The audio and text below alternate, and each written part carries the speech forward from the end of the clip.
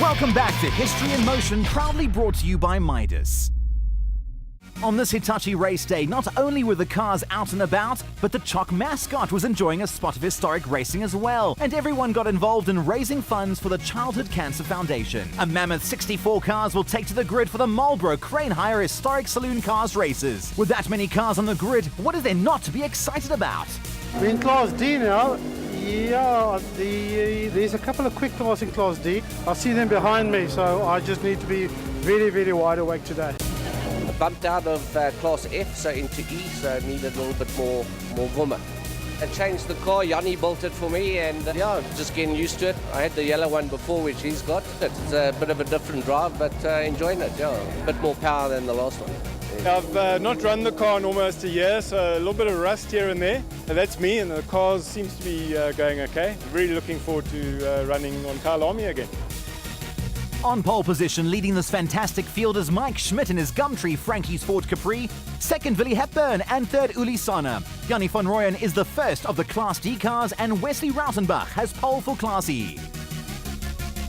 The lights go out and the field accelerates their way into turn one. Pole sitter Mike Schmidt is missing though. He's starting from the pit lane. It's Willie Hepburn who takes the lead into the first turn. Escorts, Datsuns, Beetles, Mercedes, Alphas, Minis. This wide and varied field of saloon cars streams through the first turn. There really is going to be some great racing through the field. Willie Hepburn's Ford Capri leads Graham Nathan's BMW CSL into Sunset. They're hotly pursued by Jannie van Rooyen in his VW Sirocco, Anton Roths in his Mazda R100, and Uli Sonne in his BMW 2002. Behind them, there's another battle developing between Neil Lobb, Martin Buerta, and Sean Schmidt. Buerta and Schmidt are side by side through Clubhouse, and there's nothing in it as they go down the straight towards the S's.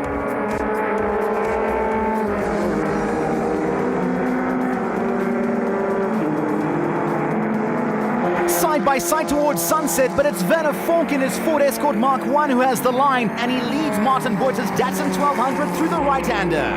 Dirk Venter in his Ford Capri sails past Buerta as well. Martin Buerta definitely has a problem though, as he's slowing down significantly as he heads into Clubhouse.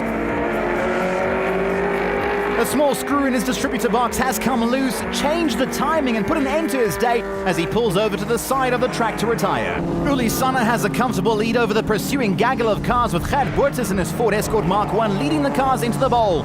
Behind him we have Quentin Willis, Dion van Vuren and Marius Verwey tightly bunched together and jostling for position.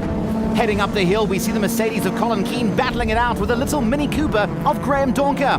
Behind them, closing at a rapid pace, is the green roof of Mike Schmidt's Ford Piranha, fighting his way back up the field after he was forced to start from the pit lane. Side by side, Van Vuren and Verwey head onto the start-finish straight. Verwey running a little bit wide and allowing Dion van Vuren to edge ahead as Mike Schmidt closes on the pair. Down the start-finish straight and heading into turn one, and Mike Schmidt is certainly putting his head down as he makes his way through the field. He will be determined to get back to the front, but it's no mean feat coming through a field this size. Johan Kurzer in his Datsun Triple S leads rookie Ian Morgan's Mercedes-Benz 280e into the bowl, closely followed by Willem Forster in his Ford Escort Mark II and Manny Cabrita in his Fiat 131. Marco Verwey in his Fiat 124 ST is narrowly ahead of Johan van der Walt in the red Mercedes. Round turn 13 and down the hill they come. Ian Morgan pushing hard, but I don't think he will have the right line going into 14. Johan Kurzer maintains the advantage. Willem Forster and Manny Cabrita are side by side. Cabrita on the inside takes the advantage, but needs to move out to avoid Kurzer. Great dices here.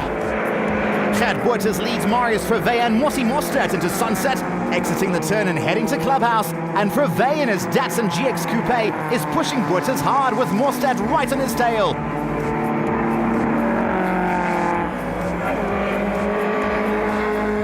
This is a great battle here. As they head to the S's, there is nothing in it with each driver giving their best. It's historic racing at its best. Catch him if you can. Leading the chasing pack, Willie Hepburn heads into turn one. We see Graham Nathan picking his way past JP Brudenon's Mini Cooper S alongside Ian Morgan's Mercedes. He's now setting about the task of lapping Marco Verwey. Johan Kurzer leads the Mini Cooper S of JP Brudenon into the bowl. Behind them, Ian Morgan is flanked by the red machines of James Venter and Marco Verwey.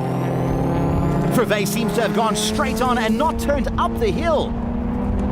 Here he comes through the gravel, not a great end to his race. Rounding the final bend, and it's Willie Hepburn in his Ford Capri who takes the checkered flag and victory in race 1 of the Marlborough Crane Hire Historic Saloons. A start-to-finish victory for him and a relatively quiet race as Mike Schmidt had to start from the back of the grid.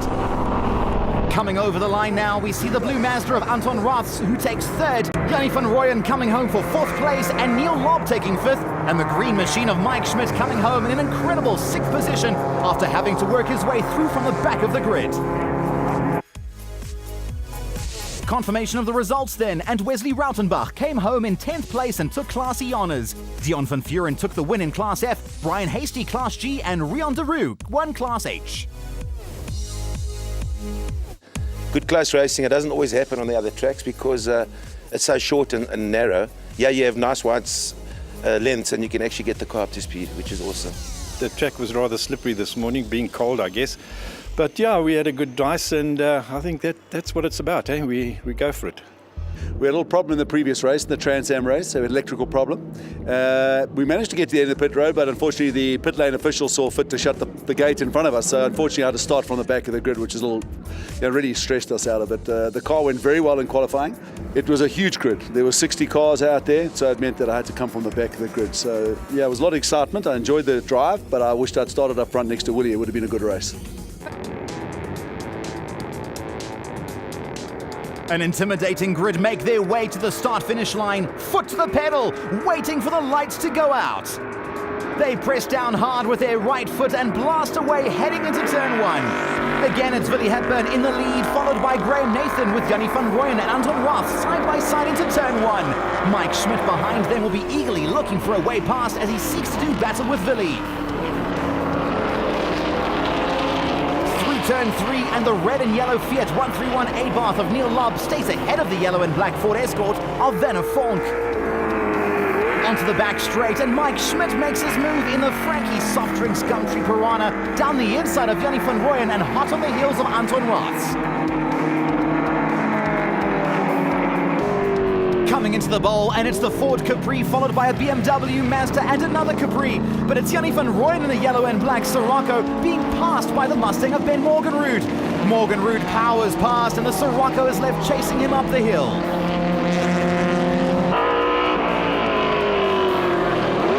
Into turn 13 and it's Willie Hepburn, followed by Graham Nathan ahead of Anton Roths and Mike Schmidt. Behind them, Ben Morgenrud's Mustang is just ahead of Jannie van Rooyen's Sirocco. Into the bowl, and Quentin Willis in his Ford Escort leads Dave Lation in his new Class E VW Sirocco, with Brendan Parker in the green Datsun GX closely behind him. Up the hill they go into turn 13, and Lation has a look down the inside of Willis. He makes it stick and takes the position exiting turn 13. Great move. Down the hill they come to the final bend, and Lation maintains his advantage. Parker is also looking for a way past Willis and is applying the pressure.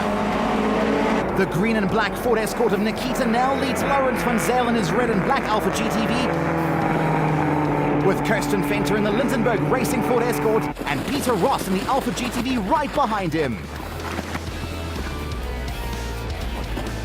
Great shots from the onboard Ion camera of Kirsten Venter as she follows Lawrence van Zyl up into Clubhouse and through the S's.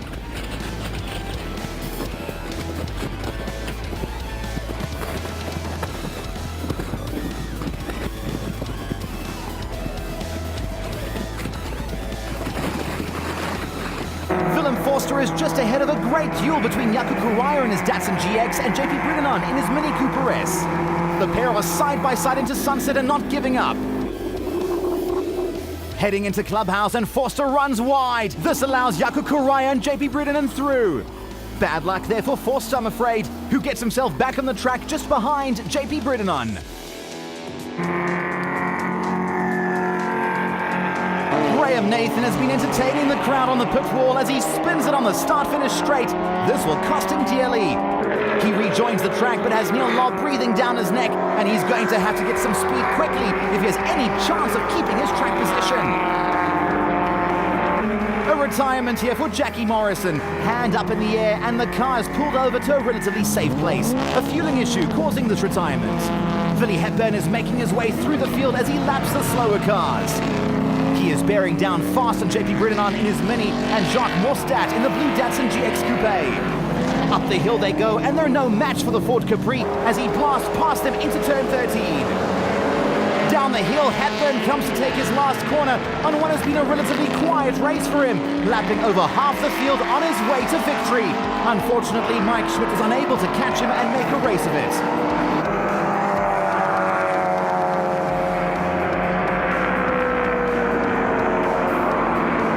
On board now with Kirsten Fenter coming out of the bowl, and she has run wide onto the gravel, just losing it here as she tries to rejoin the track. Through the bowl come Quentin Willis and Jaco Correia, climbing the hill side by side, but Fenter's car is blocking Correia's. The battle veer to the left and neatly avoid the stranded Fenter as they continue their battle up to turn 13. Down the hill they come, Correia having a look on the inside, into the final bend, and Correia has made it stick. Heading to the flag, and it isn't over. Willis makes his final ditch effort and lunges down the right-hand side of Correia and snatches the position by 6/1000ths of a second. Talking about a hair's breadth. Confirmation of the results then. Mike Schmidt came home in second place, 6.5 seconds behind Hepburn. Class D honours went to Yanni van Rooyen, with Marius Verwey taking Class F. Rookie Ian Morgan won Class G and Rion de Roo won Class H. A fantastic full podium for the Marlboro Crane Hire Historic Saloon cars as all the class winners celebrate. Started off this morning with pole position in the class, very delighted. And then in the first heat, bit of drama with the car, and then big race with Neil Lopp in second position. Was a Fiat, driving very, very well and giving me a hell of a hard time. And in the second heat, was just plain sailing. The car just behaved fantastic, and I had a real good time. The first race went well, had a good dice, and then the lonely race from there. The second race was very good as well. Started off in first place, pulled a bit of a gap and just played the gap the whole way through.